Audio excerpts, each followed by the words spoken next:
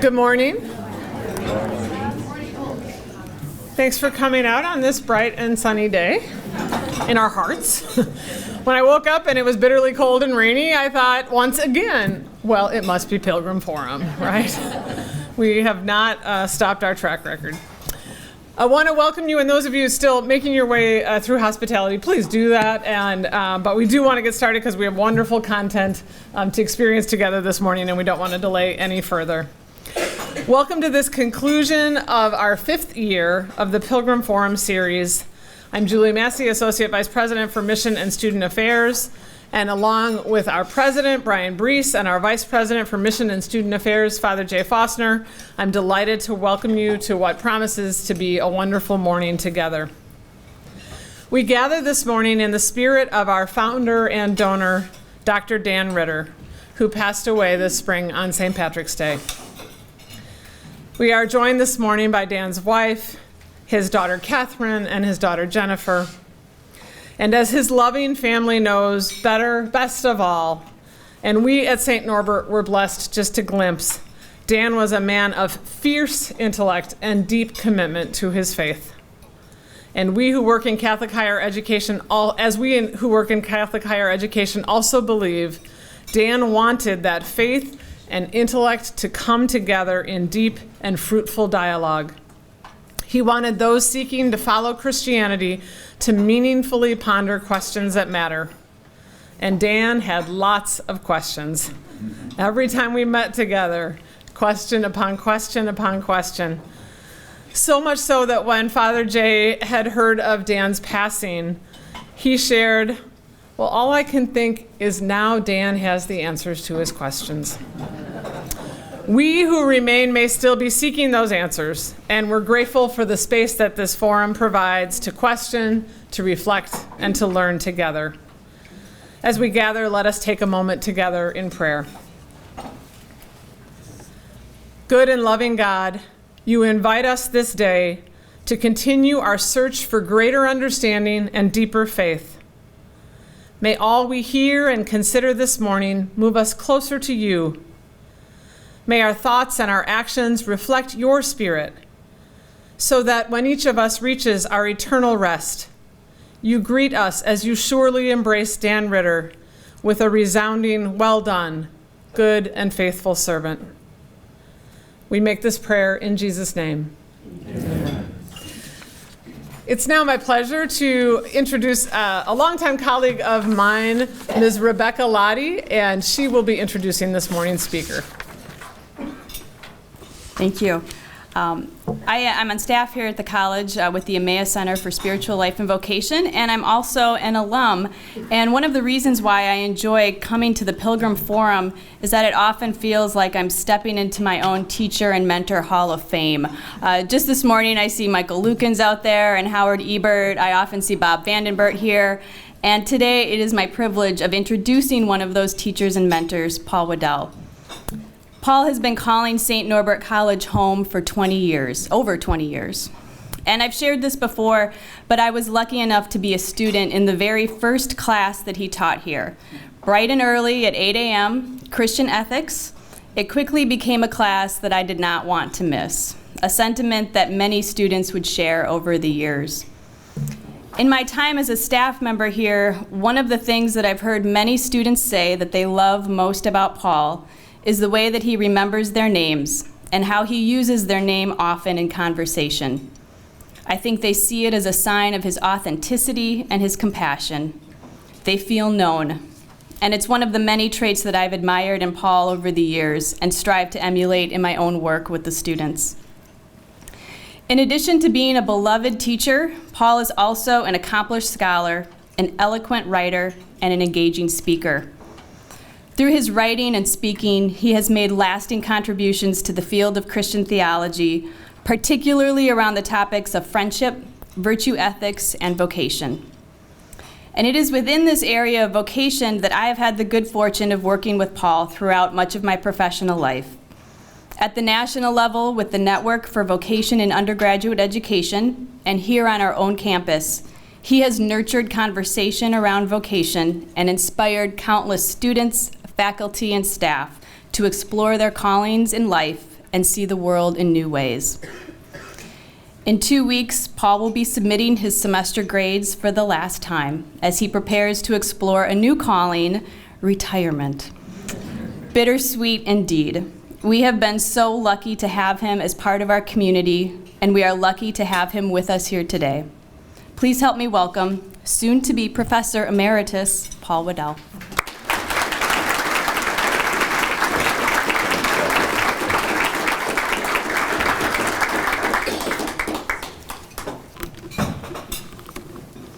Good morning, everybody. First, I want to thank Becky for that really kind and gracious introduction. I always feel after such nice things are said about you, I should just go home. I'm not sure I can live up to that, but I remember well the class that Becky was talking about. It was my very first class here at St. Norbert, and I have to say she was the best. Just don't tell the others. I also want to, anybody that has had me in class knows don't use PowerPoint. I'm completely a klutz at that. But our two students who work for us in theology and religious studies, Cole and Chris, are here this morning. So I want to give a public shout out to them. If it weren't for their gifts, you wouldn't be looking at that. So that's. I've been asked to talk about a lot of things over the years, but I've never been asked to talk about the final judgment. And when Julie asked me, I didn't think of it at the time, but I thought this might be the perfect topic for someone about to retire to speak on. This gives you can pass the last judgment on what I'm going to say about the final judgment. But when I was thinking about this, the title for what I'm going to share with you this morning came from something that my dad told the 9 Wadell kids while we were growing up in Louisville, Kentucky. Very often, Dad would say to us, sooner or later, the truth comes out. Now, we weren't always so sure that was a good thing, but those words were engraved on our memories. At the very least, it was Dad's not so subtle way of reminding us, don't waste time lying, because no matter how hard you might try to hide it, sooner or later, the truth will come to light. Well, sooner or later, everything comes to light. That's what my father was telling us. And I think it's a good way for us this morning to reflect on this statement from the Creed. He will come again in glory to judge the living and the dead. Now, if you've been around long enough, there was probably a time when thinking about the Last Judgment made you squirm a little.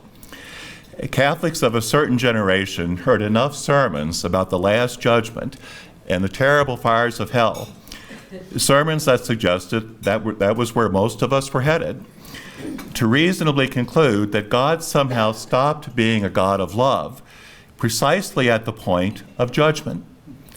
At the moment of judgment, God underwent an unfortunate personality change.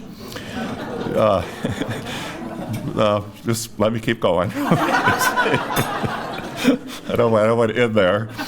But at that moment, it was an unfortunate personality change, transforming from a lover who cherishes us into a stern, no-nonsense God who had no qualms about sending us into an eternity of misery. As a result, if there was any line we wish we could delete from the Creed, it was this one. The rest of the Creed was fine, but we could only take out this line. More than anything, what I want to suggest today is that this is the wrong way to think about the Last Judgment. It's true that all of us are on a journey toward judgment, a very personal encounter with Christ. And knowing that should impact how we live. And it's true that sooner or later, everything comes to light. But it's also true that Christianity is indelibly a religion of hope. It's a religion of hope because from beginning to end, God is a God of life and love and never stops being a God of life and love. It's a religion of hope because the Christian tradition tells us that the deepest truth about every last one of us is that we are loved and cherished by God. We matter to God. And in case there's any doubt, it's a religion of hope because, as 1 Timothy reminds us, God wills everyone to be saved and to come to a knowledge of the truth. So with those things in mind, relax and settle in. This morning I want to explore this line of the Creed in 4 ways. First, I want to suggest a framework for understanding God's judgment. Second, I want to briefly examine what the Bible says about the last judgment. Third, I want to theologically imagine what standing before Christ in judgment might be like. And finally, I'll conclude by asking what divine judgment should mean for how we live our lives today. So first of all, this framework. What we do with our lives matters. If something is part of the Creed, it's there for a reason. If something is part of the Creed, it's there to teach us something important. The idea of judgment puts our whole life in a different perspective because it affirms that we are accountable for what we do with the gift of our lives. How we live matters. What we do with our freedom, the choices we make, the attitudes we form, the feelings we nurture, how we spend our money and how we spend our time, all of it matters. Whether we love or not, whether we choose kindness over meanness, whether we opt for compassion over indifference or forgiveness over estrangement, all of it matters. Every day, you and I are shaping who we will be before God. Now, sometimes people think that if God is love, then what we do with our lives isn't so important after all. We can glide through life doing whatever we please, because no matter what, God will always accept us. Whether we make the world better or make it worse, whether we do all kinds of good or all kinds of harm, it's all the same to a God of love. But that can't be true. As the theologian Dietrich Bonhoeffer reminds us, that's cheap grace.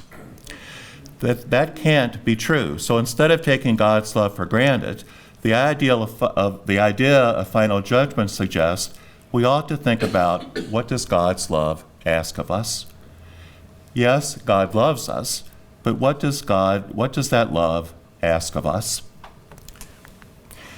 Beyond our personal lives, belief in the Last Judgment testifies that the God who heard the cries of the Israelites while they were slaves in Egypt is not indifferent to the cries of suffering, is not indifferent to all the pain and affliction and misery endured by the oppressed and victimized throughout history.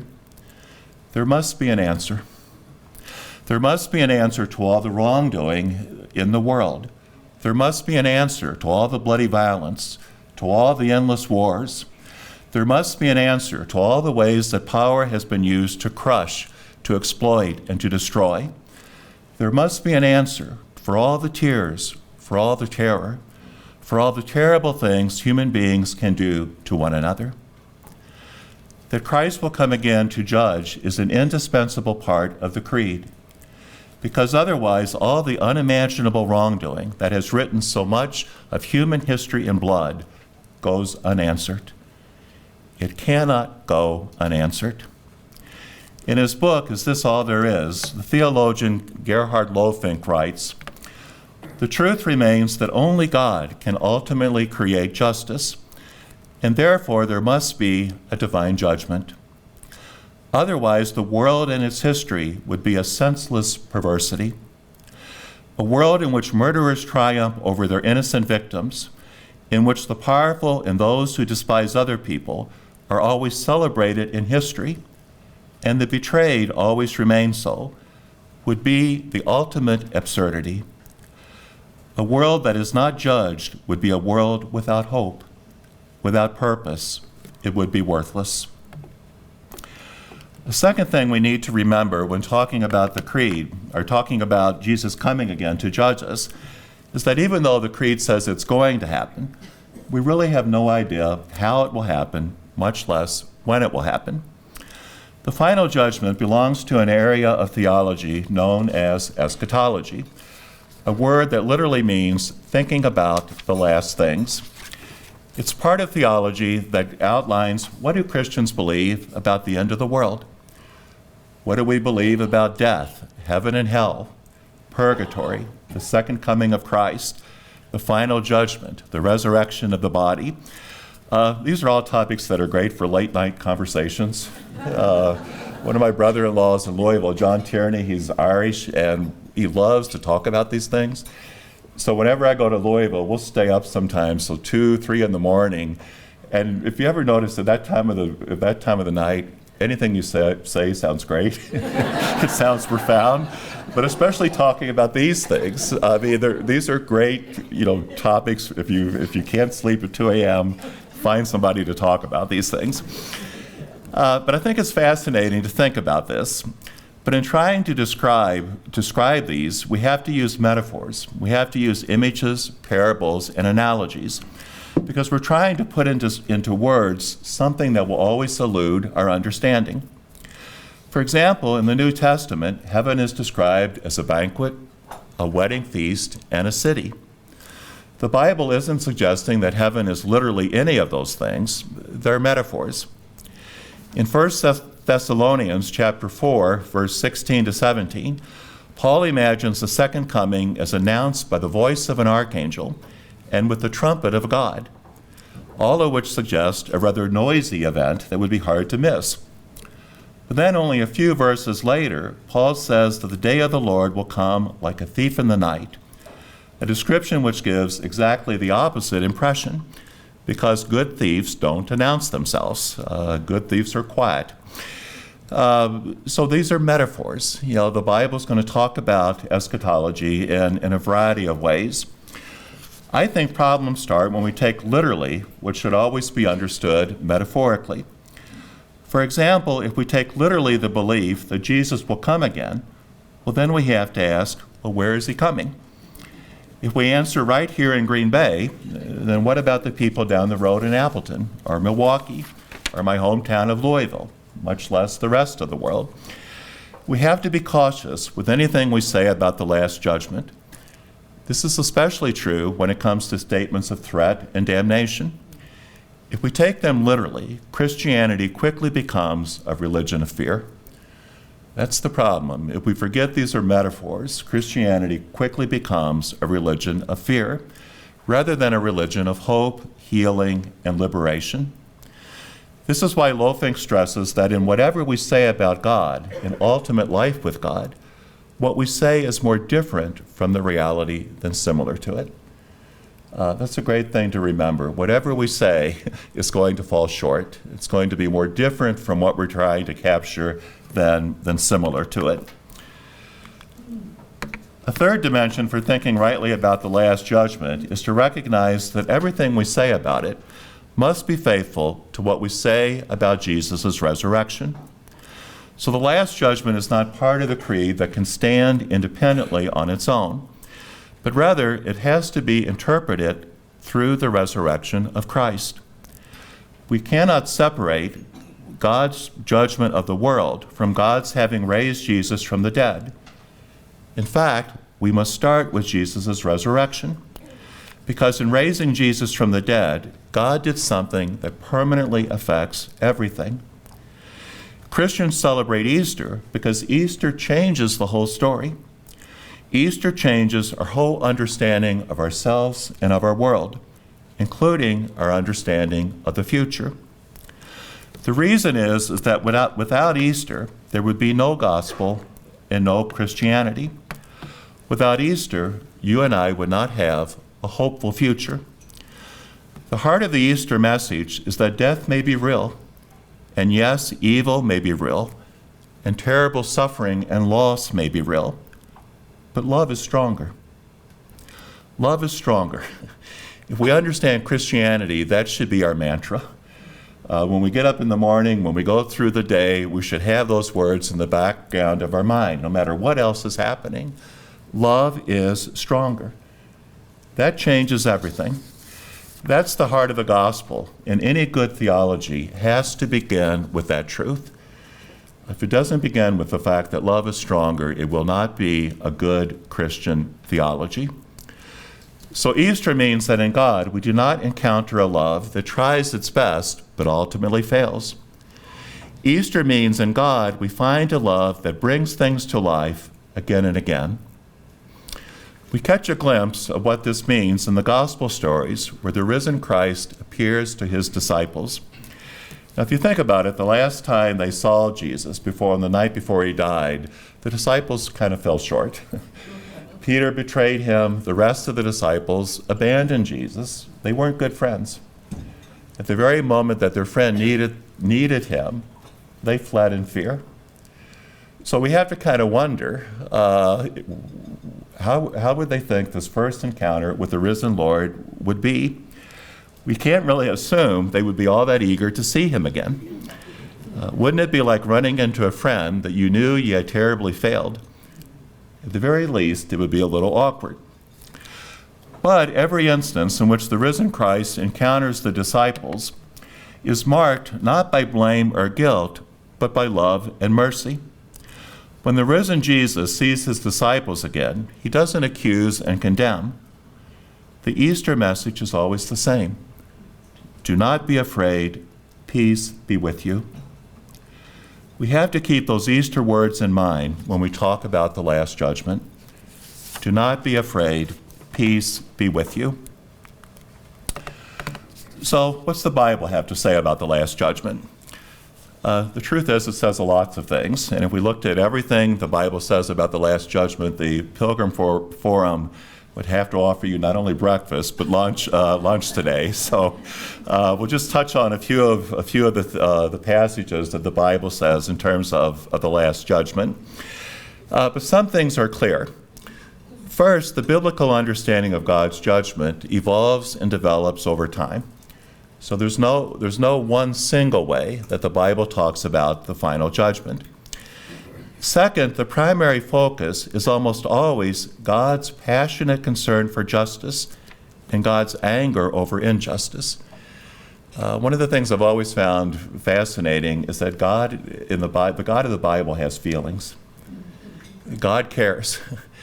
And it's very clear in the Bible that what God cares most about is how do we treat the poor? How do we treat those overlooked? How do we treat the marginalized? God gets angry over injustice, a fact that reminds us that throughout the Bible, there's no getting around the truth that justice to the poor is very high on God's agenda. So that has to figure into how we think about the Last Judgment. If justice to the poor matters to God, it should matter to us.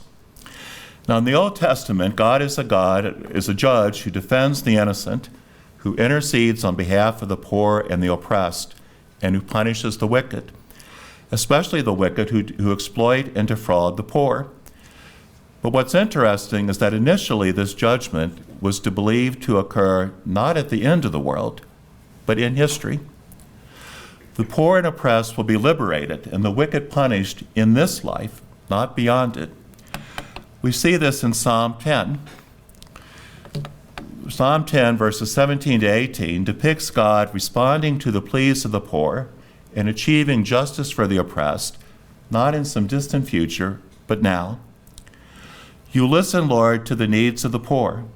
You encourage them and hear their prayers. You win justice for the orphaned and the oppressed. No one on earth will cause terror again. That's in the present tense. It doesn't say someday, Lord, you will listen to the needs of the poor. Someday you will hear them. It imagines that happening now.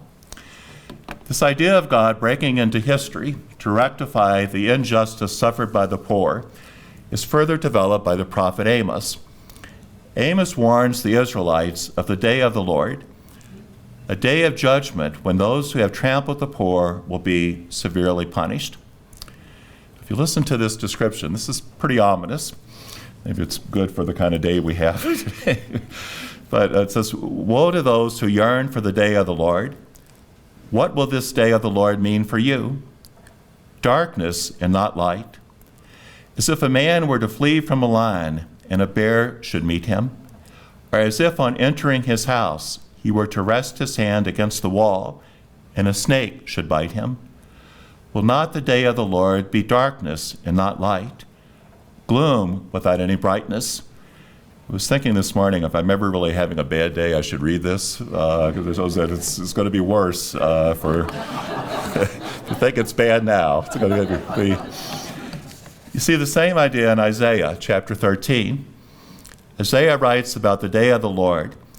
Lo, the day of the Lord comes, cruel with wrath and burning anger. to lay waste the land and destroy the sinners within it. The stars and constellations of the heaven send forth no light. The sun is dark when it rises, and the light of the moon does not shine. Thus I will punish the world for its evil, and the wicked for their guilt. I will put an end to the pride of the arrogant, the insolence of tyrants I will humble. That same theme, God is concerned about justice. But a shift occurs in the later books of the Old Testament, particularly Daniel and 2 Maccabees, because now God's judgment is not envisioned happening in this world, but beyond the world at the end of history. That's because both Daniel and 2 Maccabees recount people who remained faithful to God, but instead of being rescued, were persecuted and killed. It's a world where the good suffer and the wicked go unpunished. If things are not made right in history, then they must be made right at the end of history. So from Daniel 7, as the visions during the night continued, I saw one like a son of man coming on the clouds of heaven. When he reached the Ancient One and was presented before him, he received dominion, glory, and kingship. Nations and people of every language serve him. His dominion is an everlasting dominion that shall not be taken away. His kingship shall not be destroyed. Now, this idea of judgment continues throughout the New Testament. In Romans chapter 14, verse 10, Paul doesn't mince words. He gets right to the point by reminding us that we shall all stand before the judgment seat of God. And in case we think we might be an exception, in Romans 2, he says, do you suppose then that you will escape the judgment of God? In other words, don't even think about it. It's coming. We're going to have our day. What changes, though, in the New Testament is that Christ becomes the agent of God's judgment. We see this in 2 Corinthians chapter 5, where Paul asserts, for we must all appear before the judgment seat of Christ, so that each one of us may receive recompense according to what he or she did in the body, whether good or evil. So we're accountable. The biblical scholar Luke Timothy Johnson observed that Paul wrote these words less than 30 years after Jesus' execution. If you think about it, that's astonishing. Only 30 years after his death, this is a clear sign that the first Christians believed strongly that everything about Jesus' life and ministry had been fully vindicated by God in raising Jesus from the dead. The Jesus that God raised from the dead and who sits at the right hand of God is fully divine, fully God's equal. Therefore, we really shouldn't be surprised that God's judgment will happen through him. We see this emphasis on the complete equality between the Father and the Son in John 5, verses 21 to 23. John writes, for just as the Father raises the dead and gives life, so also does the Son give life to whomever he wishes. Nor does the Father judge anyone, but the Father has given all judgment to the Son, so that all may honor the Son just as they honor the Father. Now, for the early church, the Son of Man coming on the clouds of heaven that the book of Daniel talked about, that becomes Jesus. Jesus is the Son of Man. This is how the second coming of Christ is described in the Gospel of Mark, chapter 13, and in Luke, chapter 17, and most famously in Matthew, chapter 25, that memorable parable in which Jesus separates the sheep from the goats. But it's interesting, if you look at Mark and Luke, neither Mark nor Luke describe the second coming in terms of judgment. Mark talks about the Son of Man sending out angels to gather the elect. Luke simply says that the Son of Man will come again. But that changes with Matthew, who connects the second coming of Christ with the final judgment. And like the prophets, makes it undeniably clear that every person's life will ultimately be assessed in terms of whether or not they saw justice for human beings in need. So did we clothe the naked? Did we feed the hungry? Did we shelter the homeless? Did we visit the imprisoned? Matthew says, when the Son of Man comes in his glory, and all the angels with him, he will sit upon his glorious throne, and all the nations will be assembled before him. And he will separate them one from another, as a shepherd separates the sheep from the goats. He will place the sheep on his right and the goats on his left. Now, the Catholic tradition has taken these passages and distinguished two types of judgment: general judgment and particular judgment. Many New Testament passages dealing with the last judgment refer to the general judgment that is believed to occur with the second coming of Christ at the end of history. This judgment will signal God's ultimate victory over evil. It will signal the fulfillment of the reign of God that began in Christ. It will be a world that becomes what God always wanted the world to be: a world of justice and peace, a world of joy and goodness, a world of abundant life, not just for a few of God's creatures, but for all of God's creatures. With the final coming and the final judgment and the second coming of Christ, everything is healed and made whole. There is no more brokenness. There are no more tears. There is no more suffering. In other words, what God declared good in the beginning is fulfilled at the end. Creation is completed in redemption. What God declared good in the beginning is good at the end. Now, the second type of judgment, particular judgment, refers to the one that every person will experience at death. Scriptural passages that allude to it are some that we've mentioned already. Paul in Romans 14:10, we shall all stand before the judgment seat of God. Belief in particular judgment was affirmed at the 11th Council of Toledo, the Second Council of Lyon. By the way, Thomas Aquinas died on the way to that council. He was going there but didn't make it. The Council of Florence in 1439, the Council of Trent in 1563, and recently in the 1992 Catechism of the Catholic Church. So, final judgment, what will it be like? Now we come to the most exciting part of the presentation. If you've been sitting on the edge of your seat saying, when is it going to finally get to this? But honestly, if you ask that question, what will this be like? The truthful answer is we don't know. But don't worry, that doesn't stop theologians from thinking about this. Over the years, have come to the conclusion that a theologian is somebody who very often says, I don't know, but let's talk about it anyway. So let's talk about this, or let's think about this.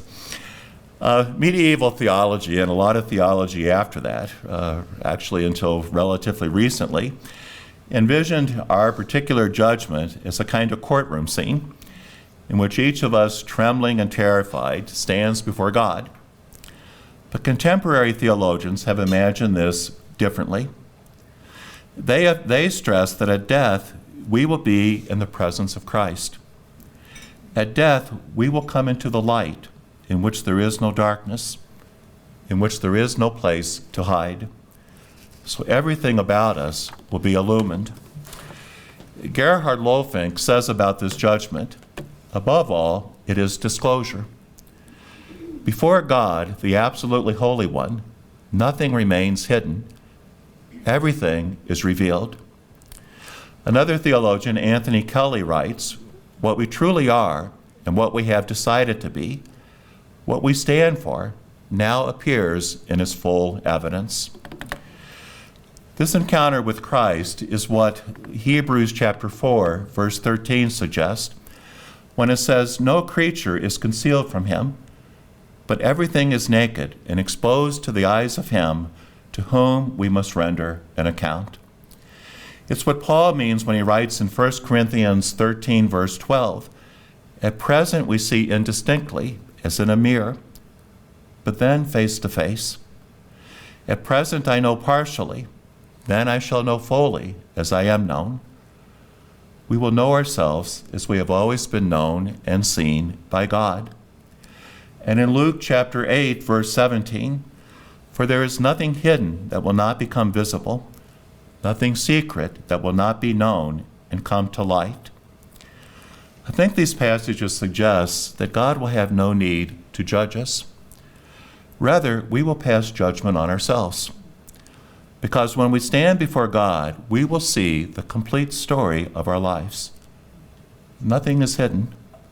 We will see and feel the full significance of all of our thoughts and actions. As Lofink writes, when we encounter God in death, we will, for the first time, recognize with full clarity who we really are. God has no need to sit in judgment on us, to harangue us as human judges lecture the accused. God has no need to tell us, on this and that point, you were a miserable failure. I have to mark this and this against you. Here and here are your sins. I have to condemn you. Lofink says there will be no judgment in that sense. In our encounter with the Holy One, our eyes will be opened to behold our own selves. We will know who we are. We ourselves will judge and condemn the evil in ourselves. So when everything is stripped away, what will we see? We will see the whole story. We will see all the times that we settled for being less than human. We will see the times we fell short of the person that God calls us to be. We will see the ways that we contributed to each other's dying by our failures to love, by our lapses into selfishness, by casual acts of thoughtlessness or even meanness, by words and actions that wounded, sometimes deeply. We will see all the times that we hardened our hearts by placing our own comfort and security over the needs and well-being of others, by not caring as we should, by choosing to be less than generous, by ignoring the calls to compassion. We will see the damage we did through patterns of irresponsibility and indifference, or by simply being too lazy to do what we ought. We will see in ways that we couldn't see before, not only that people suffered on account of our behavior, but also that evil has consequences that live on beyond us. As the theologian Neil Ormerod writes, the effects of sin radiate out through human history and do not end simply because a person has died. We will regret not only the wrong that we did, but I suspect even more, so many missed opportunities. Missed opportunities to encourage and build up. Missed opportunities to love. Missed opportunities to bring joy and hope to another's lives. We will see the beauty of what could have been and wonder what would have been different if we had loved better, if we had been kinder and more generous, if we had taken a chance with forgiveness. Most of all, we will see all the times we could have brought others more fully to life and didn't. But when everything is revealed, we will also see something astonishingly beautiful and glorious, because we will see the story of our life as a chronicle of love and goodness and kindness, a chronicle of love and goodness and kindness that made a difference in people's lives in ways we never imagined. We will see acts of thoughtfulness we had long ago forgotten, but were never forgotten by the people who received them.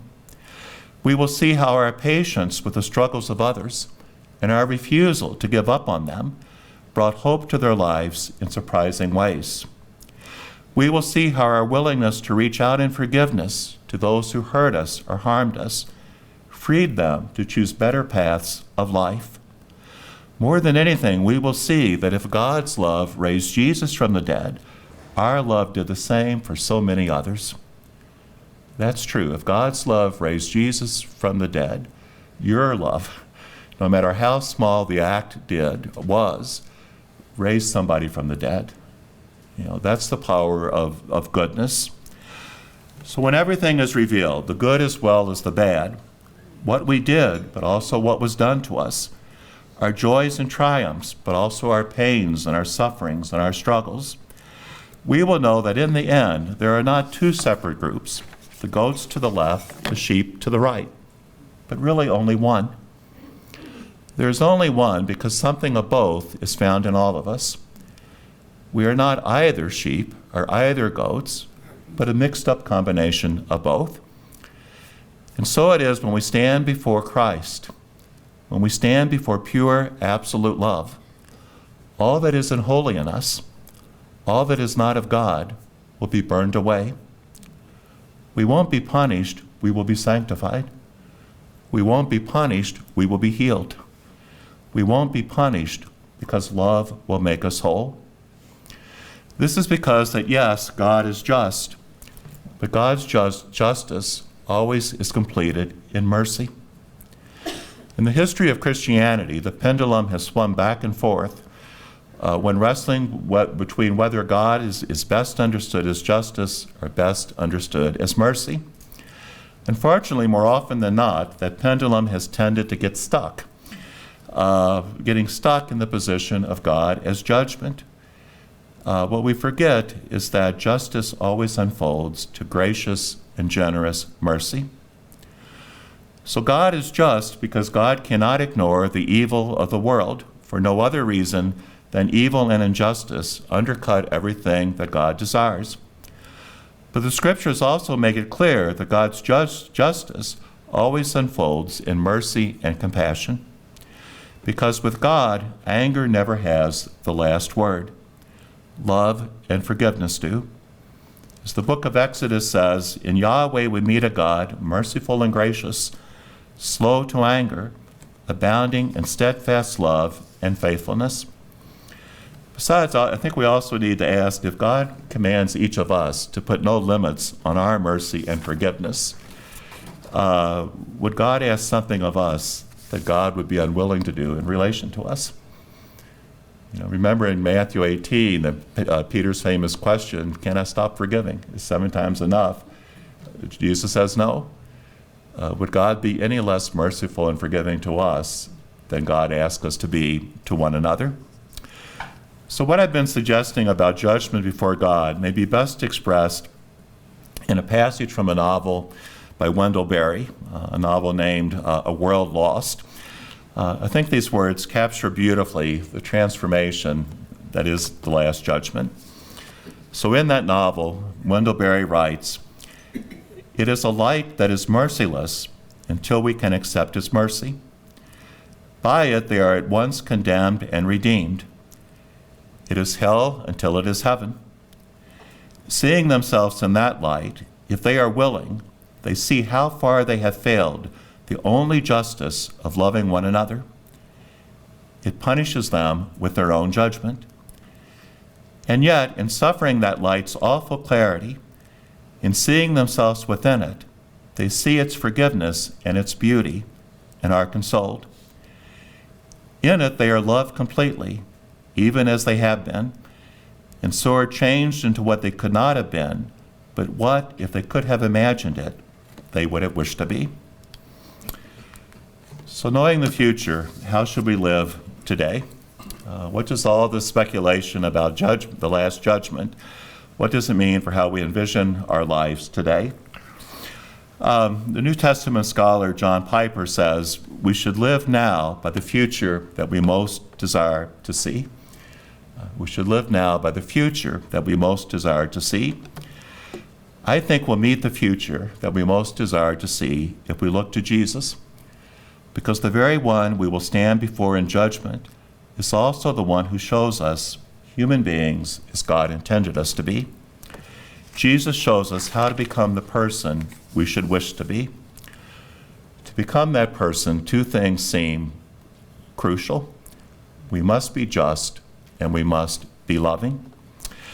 One of the best books that I have read in recent years was a book by Gregory Boyle called Tattoos on the Heart. If you haven't read this, I guarantee you won't be able to put it down. Gregory Boyle is a Jesuit priest who in the late 1980s began working with gangs in some of the poorest and most troubled sections in Los Angeles. The thing that amazed me about this book, it almost sparked a little envy because he is such a good writer. And you think, wow, you've given all your time on the streets working with these gangs. How could you do both so well? But he doesn't. But anyway, at one point in that book, Gregory Boyle says, the wrong idea has taken root in the world. And the idea is this: there just might be some lives out there that matter less than others. I think the root of all injustice is the belief that some lives, and today it seems like millions of lives, matter less than others. When that idea settles in, when it solidifies to the point that it seems not only commonplace, but even acceptable, our world is in trouble. It's what Pope Francis had in mind when he said that today there are more and more people who can't even be said to be on the margins of society because they are not recognized as members of society at all. They're allowed no place. They're shut out from the start. They're invisible. But what does that do to a person? What does being shoved aside, overlooked, and excluded do to a person's identity, to their soul and spirit? At its extreme, injustice so thoroughly violates the dignity of persons that it makes them non-persons. At its extreme, injustice says to the poor and the oppressed, we would be better off without you. I think we all know there's a lot of people in today's world, that's the message they hear from the day they enter this world to the day they leave it. We would be better off without you. That's injustice. In the 1986 Pastoral Economic Justice for All, the U.S. Bishop said the ultimate injustice is for a person or group to be treated actively or abandoned passively as if they were non-members of the human race. To treat people this way is effectively to say that they simply do not count as human beings. When Jesus announced the reign of God, he wanted to create something different. And Jesus calls us to do the same. By Jesus' practice of table fellowship, by Jesus aligning himself with those who were constantly told they could never belong and that there would never be a place for them, Jesus strove to overcome practices of exclusion by creating communio. His entire ministry was an eloquent argument against the idea that any human life matters less than any other life, or that there are some people who should never be welcomed, some people who should never belong. Today, there are so many people who are placed outside of communio forever. Jesus was about creating communio, and as agents of justice, we should be too. The only way to create the world where every life matters and everybody truly belongs is by realizing we are all members of one and the same household. There's a scene in another novel by Wendell Berry, Hannah Coulter, a novel that takes place in the fictional town of Port William, Kentucky. Well, one day, Burley, who's one of the characters in the novel, decides to play the preacher. He and his friends are out working, and Burley says, well, this work is dull, I got to liven it up. So he decides to preach. What Burley says that day captures what has to happen if we're to create the kind of justice Jesus had in mind when he proclaimed the reign of God. So this is what Burley says. Oh yes, brothers and sisters, we are members one of another. The difference, beloved, ain't in who is and who's not, but in who knows it and who don't. Oh, my friends, there ain't no non-members, living nor dead, nor yet to come. Do you know it? Or do you don't? A man is a member of a woman and a worm. A woman is a member of a man and a mole. Oh, beloved, it's all one piece of work. Now, being from Kentucky, I love talking like that. It makes me makes me homesick. This Saturday is the Kentucky Derby, so I'm homesick already. But if you think about it, that last line, oh, beloved, it's all one piece of work, that's justice. We're all in this together. It's all one piece of work. To live now by the future that we most want to see also means to be loving.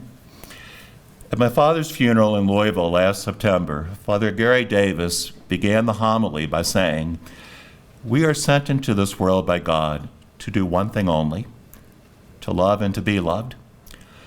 When we love, he said, we reach the highest possibility of any creature, because then we are most like God. He's right. All he was saying that morning is that God is love, and we should be too. God is love, and we should be too. Love is the language of God. Love is the language in which every human being is spoken to life. And love is the language that you and I are called to learn well. Our task is to become so eloquent in God's language of love that we become living sacraments of God's love for others. There's another scene in Hannah Coulter where the title character Hannah is reminiscing, and I think it captures exactly what it means to create a community of love. Hannah says, "Sometimes, too, I could see that love is a great room with a lot of doors where we are invited to knock and come in. Though it contains all the world, the sun, moon, and stars, it is so small as to be also in our hearts. It is in the hearts of those who choose to come in. Some do not come in. Some may stay out forever. Some come in together and leave separately. Some come in and stay until they die and after. I am there with all the others, most of them gone, but some who are still here, who gave me love and called forth love from me. When I number them over, I am surprised how many there are." We are called to live in the great room of love. In that room, love is both given and called forth from us. In that room, we watch after one another. We care for one another. In that room, we laugh and celebrate with one another. But we also bear with one another and grieve with one another. In that room of love, we learn to see one another and every human being as precious gifts, without whom our lives would be terribly impoverished, and without whom each of us would be horribly alone. In that room, we learn that when we love, even in the most ordinary ways, we take a stand against all that dehumanizes and all that diminishes any of God's creatures. In that room, we strive to become a force for good in the world, and in doing so, bring heaven closer to earth. But we also have to go outside the room of love in search of those who have never been invited in. We need, as Gregory Boyle says, to go as Jesus did, to where love has not yet arrived. There, outside the room of love, we are called to imagine lives not our own and realize that some people from the start are made to feel small and insignificant, worthless and invisible. Whatever language has been spoken to them, it wasn't the language of love. In speaking the language of love to them and inviting them to join us in the great room of love, little by little, we let those souls feel their worth. So sooner or later, everything comes to light. What I've tried to suggest this morning is that if we understand this line of the Creed, He will come again to judge the living and the dead, we will know what kind of story we should be trying to write with our lives. God writes a story of love, and God invites us to be part of that story. God writes a story of love and calls us to add our own chapters, to enrich, to enhance, and to expand that story every day. To write that story of love, if we do that, we become the kinds of persons that God always intended us to be. And so at the Last Judgment, the truth finally comes out. I don't think it will surprise us because it's what we've known all along. Okay, thank you.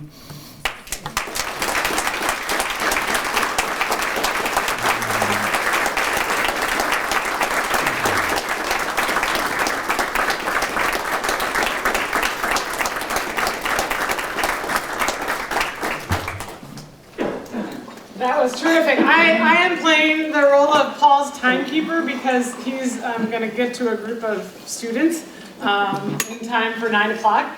But we do have time for some questions and some comments and to engage Paul a bit. So we welcome hearing from you.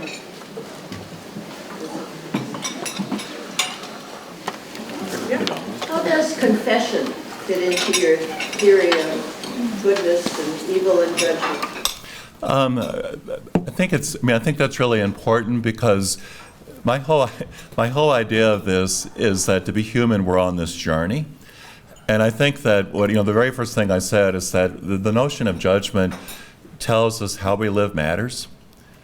What we do every day in our thoughts, words, and actions are highly significant in ways that I think sometimes we gloss over. I think confession is a good way of keeping us honest. In order to really confess, I have to be truthful about what's going on in my life. I have to live more reflectively. So I think in a way, confession, I think, is a kind of dress rehearsal for the Last Judgment. If we think, if what I was trying to say today, at the Last Judgment, everything is seen clearly. Every last dimension of the story of our lives. I think we get glimpses into that as we live. And one way to do that, I think, is through confession and reconciliation.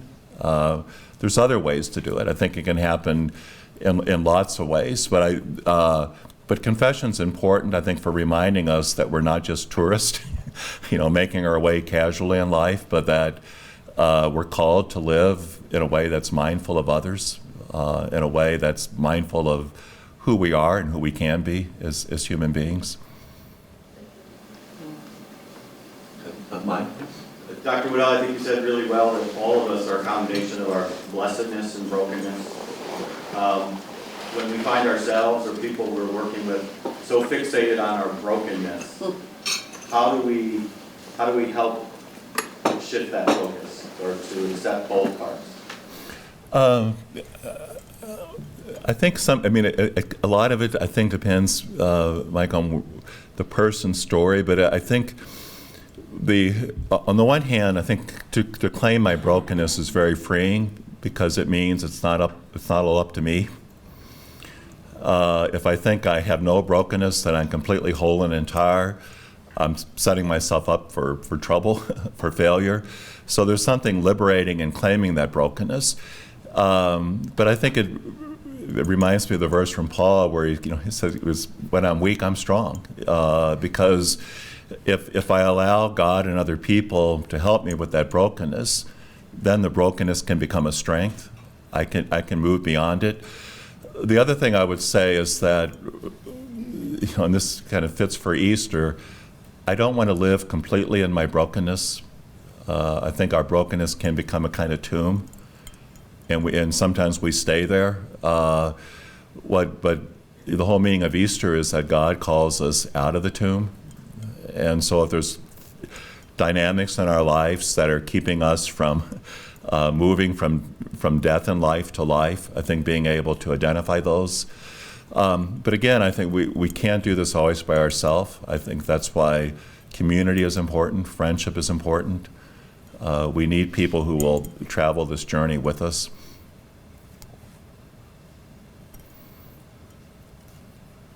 Or anything that was not clear or didn't make sense? Or okay. I'm just not quite sure if I understand the general judgment. I guess the particular I understood, but I'm not quite sure on that. You're not alone in that. I think that the question was, they made the particular judgment seems fairly clear. What about the general judgment? The Bible depicts it in a variety of ways, but overall, it's the idea that at the end of history, at the end of the world, with the second coming of Christ, which is sometimes referred to as the parousia, God's final judgment really will be restoring creation to what God wanted in the start. So sometimes I think you can think of it as the restoration of shalom. Shalom in the richest sense means everything is fulfilled, everything is exactly the way it should be, so that if at the beginning of creation you had shalom because God saw everything, God said it was good, that gets messed up, that gets broken. And so redemption, the last judgment in redemption, I think one way of understanding it is to see that everything is exactly the way God wanted it to be from the start. So it's restoring shalom. So, all this talk is of the judgment. And then being human, I'm going, so what is hell? What happens? Well, let me say, it's just going to be the easy way out of that to say I think the next speaker is probably going to address that, because that's coming up in the creed. But in reading over this, actually, you can't separate hell from all of it. And what I found interesting is that the theme seems to be that, one, we kind of create our own hell. You know, that if love, when I said love brings heaven closer to earth, I think when we fail to live in loving and just ways, we create hell, you know, for ourselves and other people. There's a great Catholic philosopher, Joseph Pieper, who was imagining hell, and he said that the trouble with hell, we think somebody locked us in there. He says the handle to get out is right in front of us. There's another theologian, Hans Urs von Balthasar, who said hell may be a theoretical possibility if we want to think about justice, but in reality, he doesn't want to say that God punishes anybody by sending them to hell. And it's even though the Catholic Church talks about the reality of hell, it has never said that anybody's there. Now, how does this all work out? I don't know. I think that's why I said we're eschatology. We're dealing with things that surpass our understanding. But to me, it all goes back to if we believe that God is love through and through, then love has to win out. Now, how that happens, I don't know. I don't think what I'm describing about the particular judgment today, I'm trying to imagine when I really see my life for all those things I could have done and didn't, or did do and shouldn't, that revelation's going to hurt.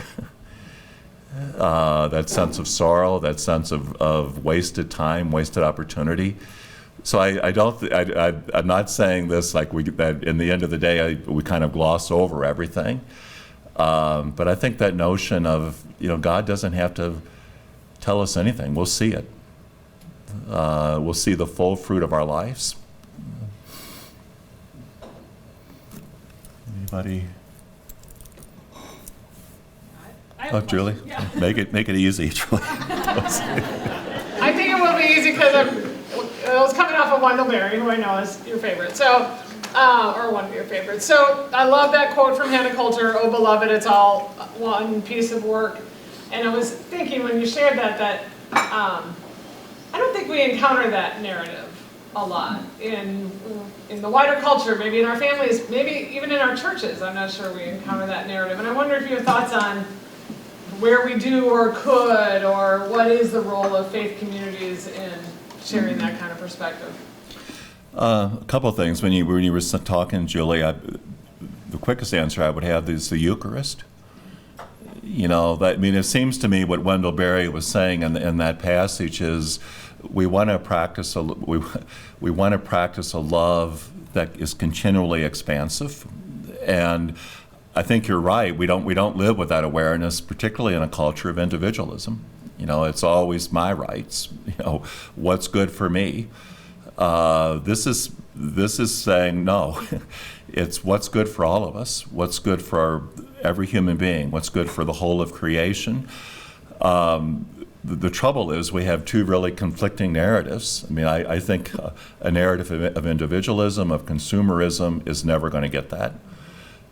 Christianity is a different narrative, and the Eucharist articulates that narrative. It's all about coming together as a community of God's people. God is generous with us, we should be generous with others, but seeing us as all part of a whole. But I think that's a huge challenge, and to me, any kind of community of faith needs to kind of push that relentlessly. We do it at St. Norbert. It's what communal means, but I think to really dive deep into communal is that sense that we're all in this together. We're all one. It's what Paul meant in 1 Corinthians 12 when he talked about the church as a body. Every member matters. We suffer together, we rejoice together. That's solidarity.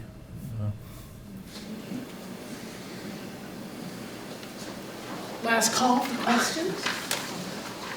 I've heard other theologians on the very other, like Ron Bell particularly talks about how this gives us, if we don't practice this, it gives us a very bifurcated, like you said, schizophrenic God. How can we put that reform into our lives and back into our church, so that we don't have this, judgmental God that shows up in the last day, and instead we have this God, from baptism to death of love. What's your 2-sentence crib note to take home and live it today? Well, it reminds me a few years ago when Pope Francis had the Year of Mercy. I mean, I think that's exactly why he did it. I mean, he was saying that we don't want to say God is merciful and therefore not just, but somehow in God's justice is mercy. And I think we just need to say it over and over and over again. Ultimately, I think that with human love, no matter how much the people we love may exasperate us at times, we don't want that love to die. And so we forgive each other. I think it's the same with God. If God gave us life, God is not going to let that love die. So to me, it's something we should be shouting from the rooftops, in homilies and religious education. What kind of image of God do we present? And again, I in no way do I want to endorse the kind of cheap grace image of God. Put it this way, I think it's much easier to live a good life when you're grateful. You're not going to live a good life because you're afraid of punishment. It just doesn't work. You'll live it if you're grateful, and if you know you're loved through and through, you will be grateful. So to me, gratitude is a great motivator. And I think if we know God is a God of love and mercy and compassion, we should be deeply grateful. And that grateful should motivate every area of our lives. Will you join me once again in thanking Dr. Thanks, Ray. Thank you. Well, just a few closing announcements and thank yous before we make our way out.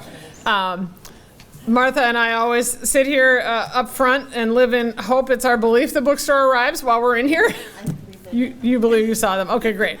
So, and Dinah's out there nodding. Thank you, Dinah. So yes, indeed. So we have some readings available as you leave today for purchase if you're interested, including Dr. Dan Ritter's book is out there. So if you have a moment, do feel free to stop by.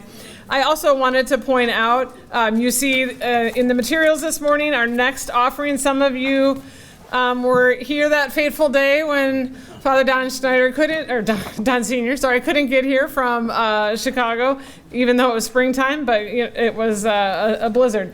And he promised us he'd come back even if it was just for the amen at the end of the creed. And we thought we should try to take him up on the opportunity a little earlier. So we're praying and looking forward to his being with us in the fall.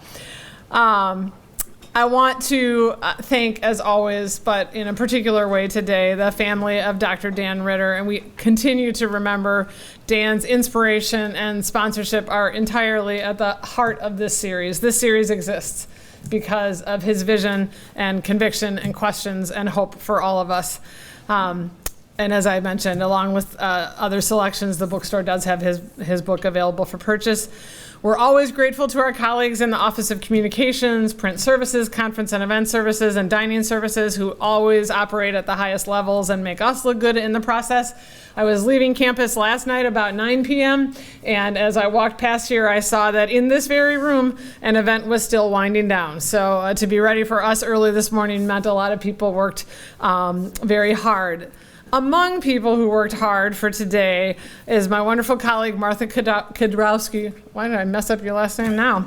Who handles so many details for the Pilgrim Forum, always with professionalism and good cheer. Martha evidenced both this morning when she was asked to report to work at 6:45 a.m. on her birthday.